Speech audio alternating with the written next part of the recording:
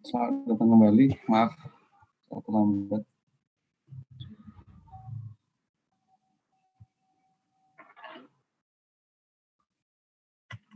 Oke. Sampai mana tadi? Ya. Jadi secara umum modul bendahara itu terdiri dari 1, 2, 3, 4, 5 hal ini. Jadi penatausahaan LS, penatausahaan UP, TUP, penatausahaan potongan dan pungutan pajak, lalu penatausahaan bukti setoran pendapatan dan pengembalian belanja dan transaksi lainnya. Sehingga nanti bendahara terbantu dalam membuat laporan pelaksanaan tugas dia. Jadi kalau saya boleh share dulu, saya pernah jadi bendahara. Jadi bendahara itu punya buku sekitar ada 5 buku kalau nggak salah. Jadi buku kas, buku bank, buku kas itu buku yang buku kas ya, buku yang mencatat kas yang ada di dalam mungkin di dalam dompet saya gitu, di dalam brankas. Gitu. Buku bank adalah buku untuk uang-uang yang ada di dalam rekening bendahara. Nah, di antara itu juga ada buku untuk potongan-potongan. Jadi banyak sekali bukunya dan setiap satu transaksi bisa berkaitan dengan banyak buku. Sebagai contoh, kita memindahkan, kita menyetorkan uang yang ada di kas kepada bank, itu kami harus catat berkurang di kas, berapa di bank dan seterusnya. Nah, dengan adanya dengan adanya ini dipermudah termasuk semua transaksi, tidak hanya belanja tapi pengeluaran juga. Oke. Penjelasan dari masing-masing ini ada di belakang, ya. Oke. Nanti kita elaborasi lagi. Modul bendahara tersendiri itu memiliki banyak link ya, banyak keterkaitan dengan modul yang lain.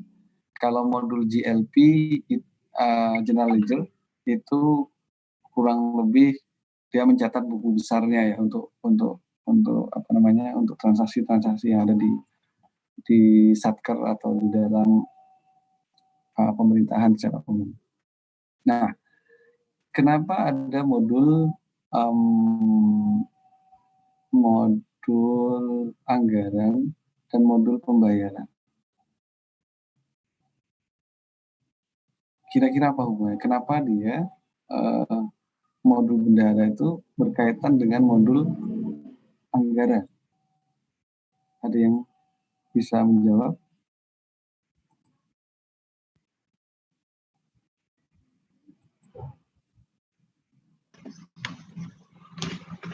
Karena kalau mau bayar-bayar gitu harus disesuaikan dengan anggaran juga, ya nggak? Ya.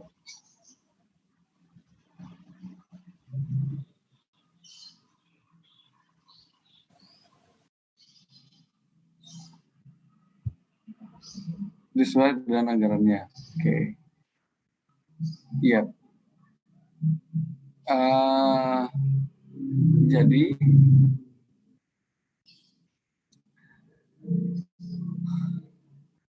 bendahara atau pembayaran nanti itu kan tidak boleh melakukan pembayaran kalau tidak ada saldonya di sini. Jadi benar tadi. Dia nggak bisa melakukan pengelolaan kalau dia nggak tercantum di sini. Jadi uang yang dipegang oleh bendahara, semua yang dibayar oleh suatu institusi itu harus ada di sini. Jadi informasi di sini hubungannya adalah modul anggaran memberikan data kepada modul bendahara atas limit pagu yang bisa dia belanjakan atau yang bisa dia lakukan UP, TUP dan seterusnya.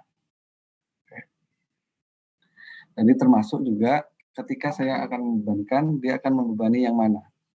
Dia akan membebani klasifikasi yang mana? Apakah perjalanan, apakah ini output yang mana, dan output yang mana, komponen yang mana, itu yang modul anggaran penyedia datanya untuk itu. Nah, sedangkan ketika kita bicara hubungan modul bendahara dengan modul pembayaran, tadi sudah disampaikan, bendahara itu sebenarnya sudah membayarkan, tapi pembayaran di bendahara itu adalah pembayaran dengan menggunakan uang persediaan. Jadi dia belum membebani kas negara sebenarnya, belum membebani kas negara. Bendahara diberikan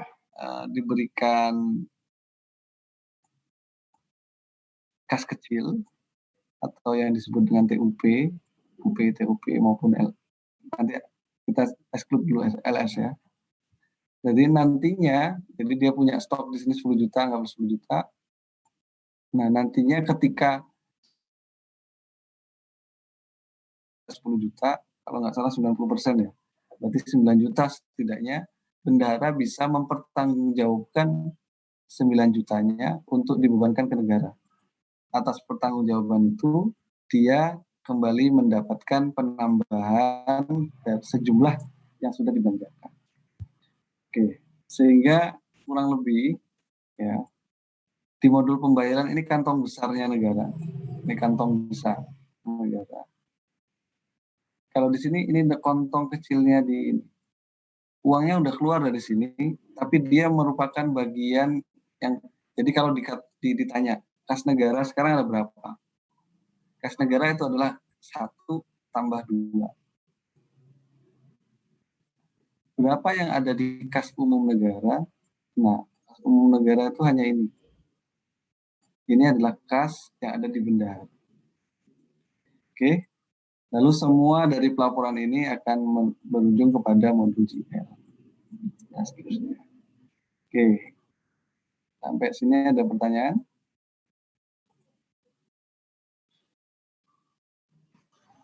Belum, Pak. Baik, saya lanjutkan. Pak.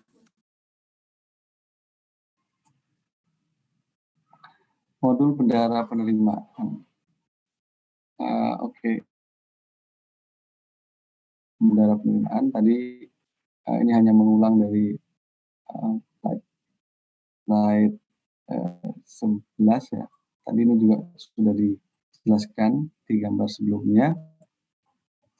Oke, secara prosedur. Jadi setiap fungsi sebagai contoh, kalau kita berbicara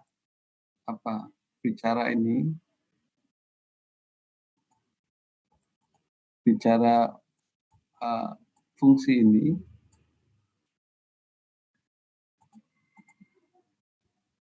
kurang lebih yang bisa dijelaskan step by step rule-nya itu adalah ketika ada surat bukti setor, lalu dia melakukan pencatatan, ya kan, menentukan pencatatan, ada klasifikasi dan seterusnya, lalu dia ambilkan data dari ADK dari sistem lain, sehingga ketika diupload ADK-nya, dia akan, seharusnya gambarnya begini, tapi jadi modul penganggaran, modul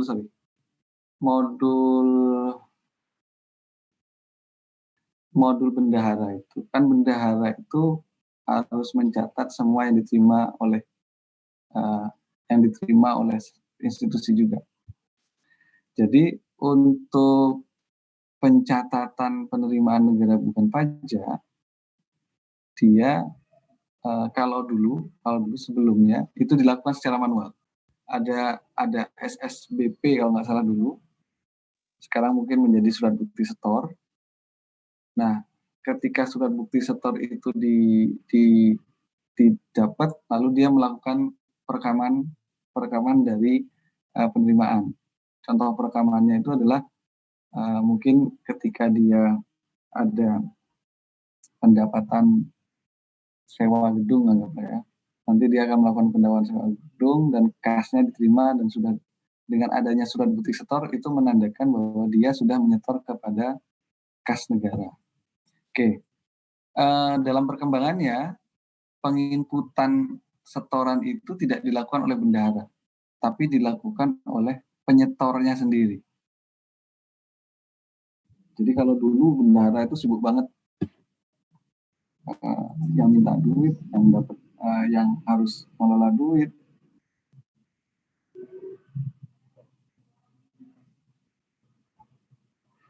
Yang harus mengelola duit dan seterusnya. Nah, dengan seperti ini, pekerjaan bendahara itu sebenarnya mudah. Karena apa? Ada menu upload dari sistem lainnya. Nanti di setelah tengah semester kita bicara sistem penerimaan. Itu ada aplikasi Simponi yang pada intinya itu semua orang yang mendapatkan pelayanan dari pemerintah tidak perlu menyetorkan uang itu kepada bendahara, tapi dia bisa nginput langsung pembayaran untuk pembayaran apa. Sebagai contoh ini, pernah ada yang pernah ngurus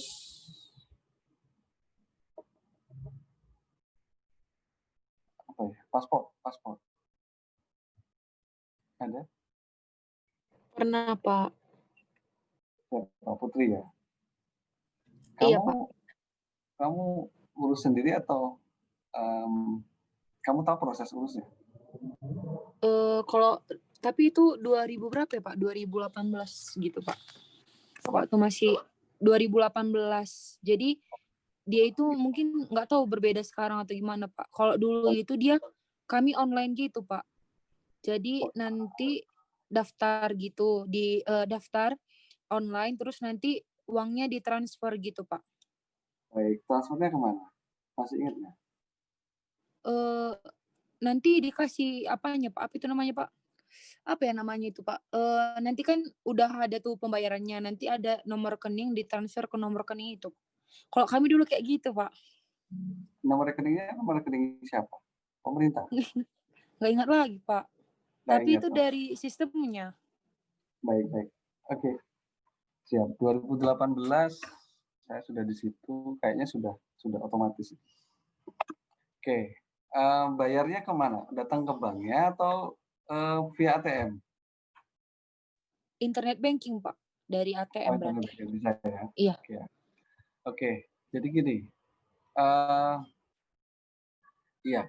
Kalau dulu mungkin dulu sebelum Putri Natasha saya bikin paspor. Kalau dulu sebelum itu kita harus bayar ke bank atau bayar ke kasir di kantor imigrasi.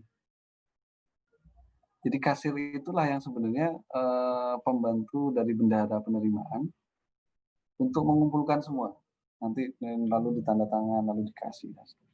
Itu jadul banget. Jadul. Sebenarnya dari 2015 kita sudah bertransformasi dengan sistem online tadi. Jadi awalnya sistem online-nya dua. Awalnya gimana? Kita ngisi, pokoknya ada isian lah untuk dapat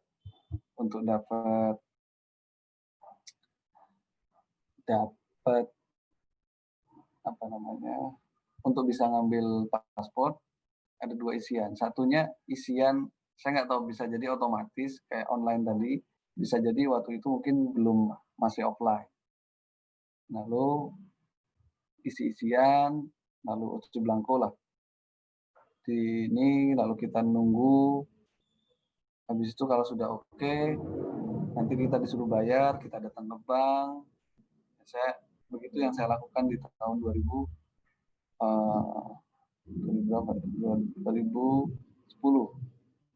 Itu yang saya lakukan.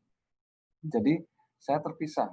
Saya harus ke situ, saya harus ke perbankan, lalu saya kasih bukti setor perbankan, lalu saya dapat layanannya. Nah, di kasus Putri tadi, di kasus saya sebelumnya, itu berarti bendahara menerima, walaupun tidak menerima uangnya, tapi dia menerima slip pembayaran. Slip pembayaran. Dan slip pembayaran itulah yang menjadi yang dimasukkan sebagai sebagai input dalam saya sudah menerima dalam sehari ini menerima uang sekian. Detailnya kita nggak ada. Totalnya aja, totalnya bahwa kita sehari ini menerima bukti-buktinya dikumpulin. Jadi ada paper di sini, dikumpulin, ditumpukan tuh kumpulin bahwa ini totalnya 10 juta nggak ada.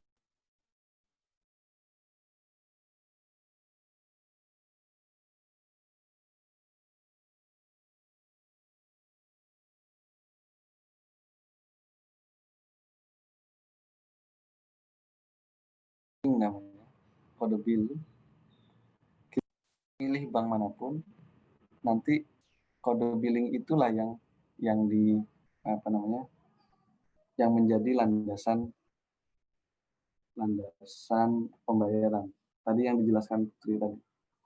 Nah, fase ketiga adalah tadi kita ngisi online, lalu di situ itu sebenarnya sudah ada sistem kita dicangkokkan.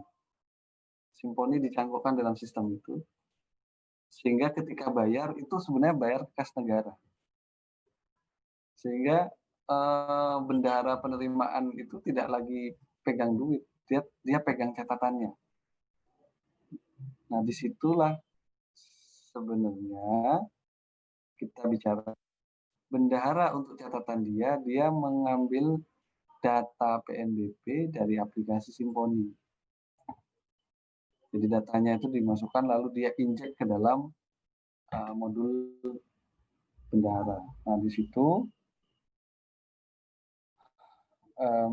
kita tahu masih ada pengembangan sehingga nanti modul ini sepanjang dia sudah bayar di Simponi, otomatis dia langsung monitoring pendapatannya, penerimaannya bisa bertambah.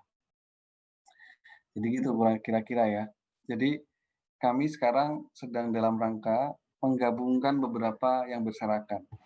Sehingga nanti seamless proses dari semua proses. Kata Putri itu saya sudah pakai M-Banking. Itu 2018 sudah lumayan. Bahkan sekarang bayar pakai Bukalapak, pakai e-money itu bisa untuk bayar pajak, bayar cukai, bayar bayar PNBP. Oke, tapi kita akan elaborasi itu nanti di UAS setelah UTS. Oke, jadi itu. Lalu ini untuk setoran PNBP.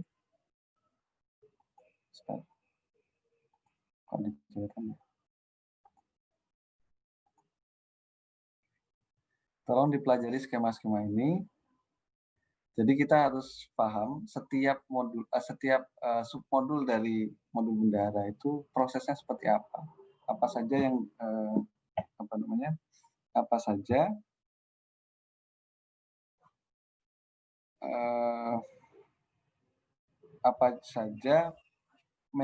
prosedur yang dilakukan untuk melakukan transaksi itu.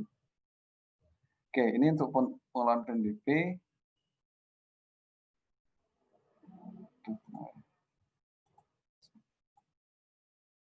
Jadi kurang lebih sebenarnya untuk tipikal penerimaan itu hampir sama.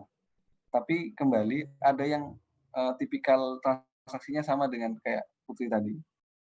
Saya sudah online dari bikin form saya mendapatkan layanan itu sudah online. Contohnya imigrasi itu sudah bagus.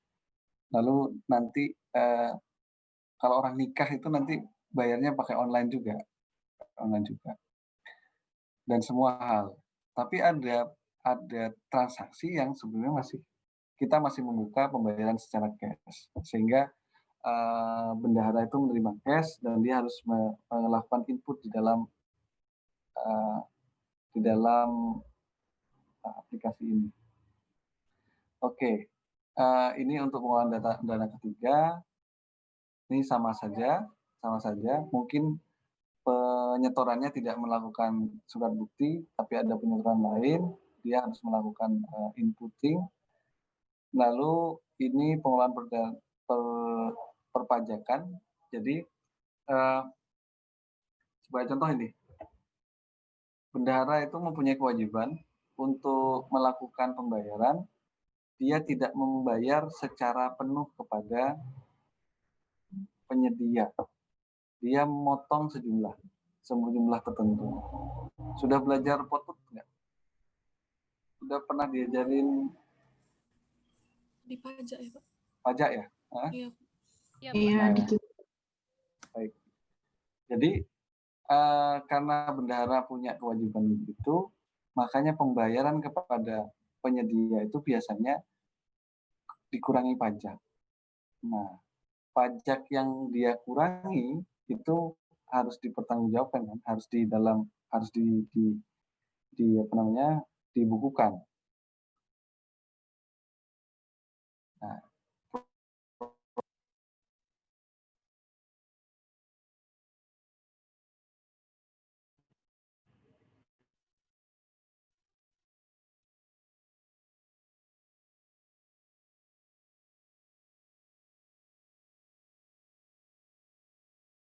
sama orang pajak waktu itu. Kalau bendahara salah bayar, seharusnya dia potong 10.000 dari transaksi 100.000. 10% kan ya. Ternyata dia salah hitung dan dia memotong hanya 9.000. Pertanyaannya, siapa yang harus membayar 1.000 kekurangannya? Ada yang tahu? Bendahara bukan Pak. Siapa? Bendaharanya bukan Pak. Oke. Kalau yang lain ada yang ini?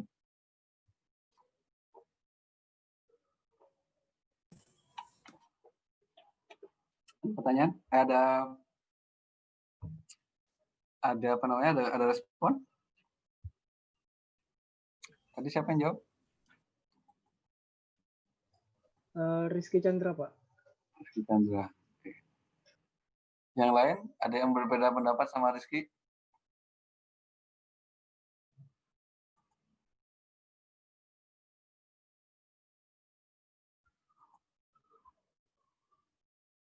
Oke. Jadi gini.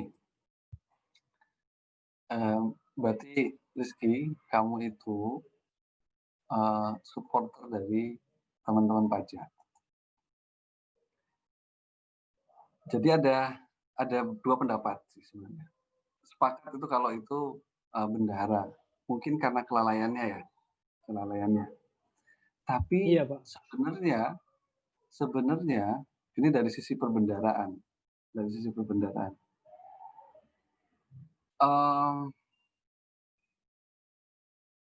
Bendahara itu nggak salah bayar, tapi kurang potong saja. Nah, yang bisa dilakukan ke dia itu dua hal.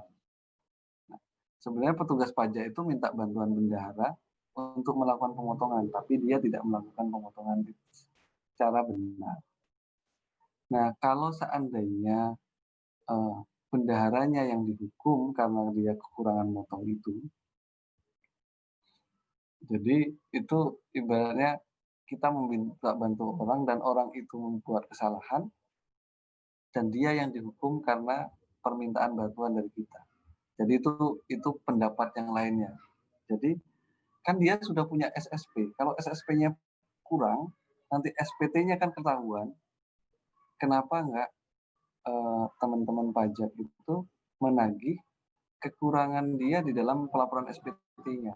Nah, itu diskusi yang dilakukan kami terkait dengan pemotongan pajak bendahara ini. Tapi ya kembali secara peraturan benar Rizky bahwa selama ini yang dikejar adalah bendaharanya, bukan penerima uangnya, penerima uang dari negara. Jadi bendahara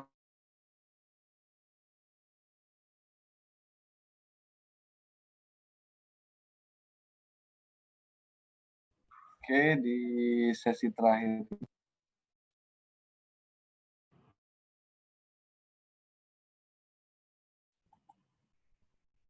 ya, saya tidak akan membahas semuanya satu persatu, tapi untuk kebutuhan ini besok kan kita mau melakukan artis kan terkait dengan ini. Jadi mohon dipelajari satu-satu terkait dengan apa yang sudah yang menjadi bahan kita. Oke.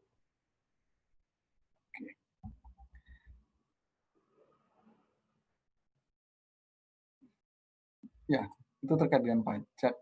Tadi kita berhenti di sini, kita lanjutkan sekarang untuk prosedur apa namanya?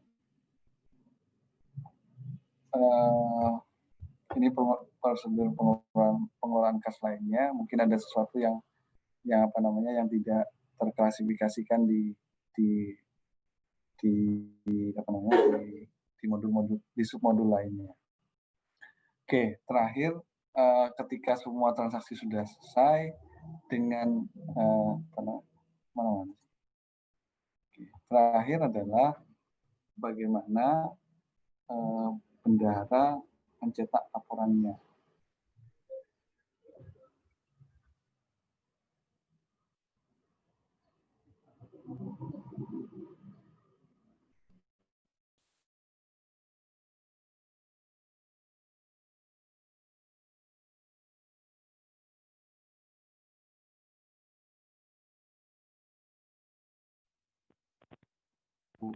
Setelah di manajemen DIPA itu sudah masuk pada ranah pelaksanaan.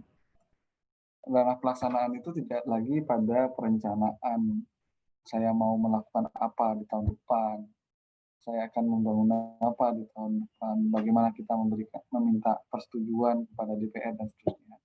Tapi lebih pada bagaimana setiap satuan kerja itu melakukan kegiatannya dari apa yang sudah ditetapkan di awal di perencanaan. Jadi kembali kalau untuk bendahara,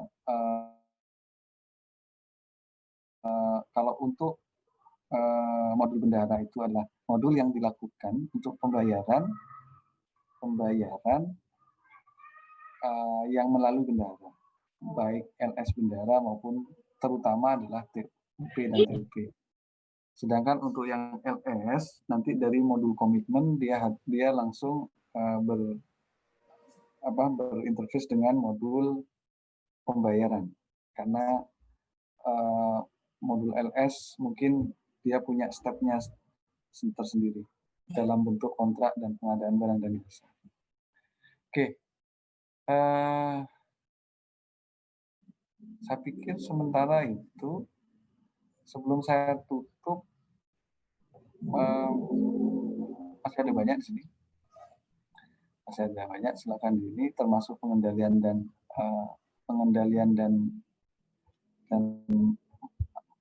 apa namanya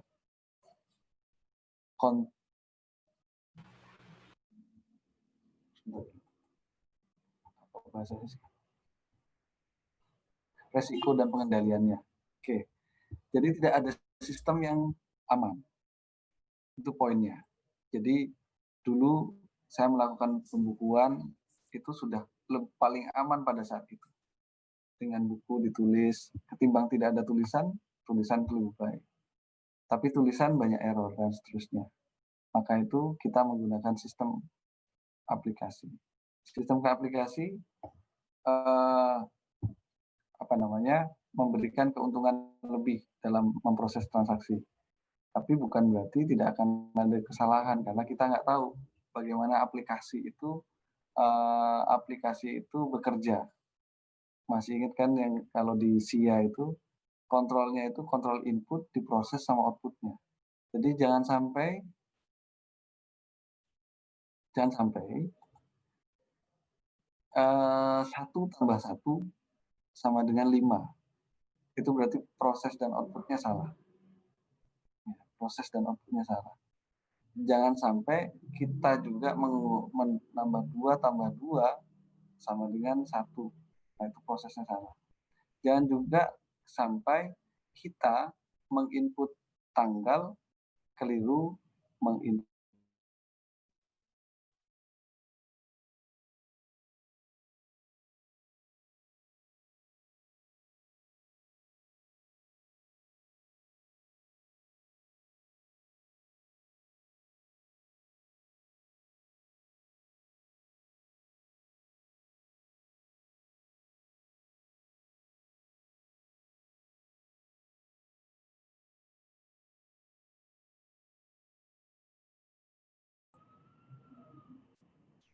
Halo? Iya, Pak. Barusan nggak kedengeran, Pak. Kenapa? Barusan nggak kedengeran, Pak. Oh iya, maaf. Iya.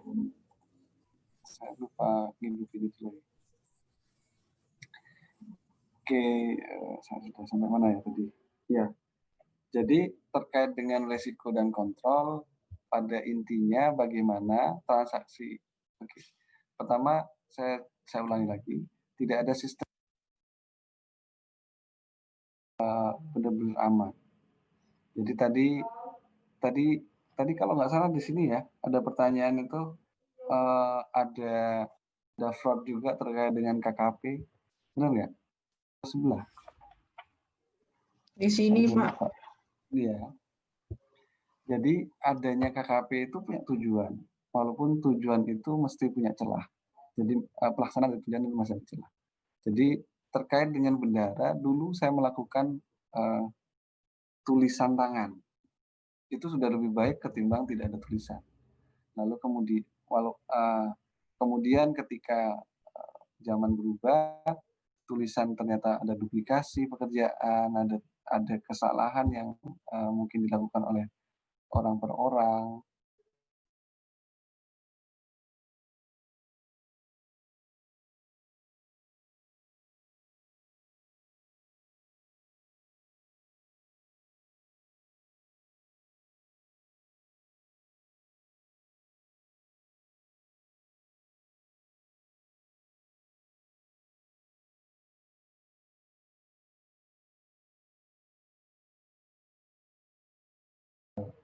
Atau menginput nama bulan itu menjadi inputnya salah, termasuk yang terakhir adalah report yang disediakan tidak sesuai dengan kebutuhan kita.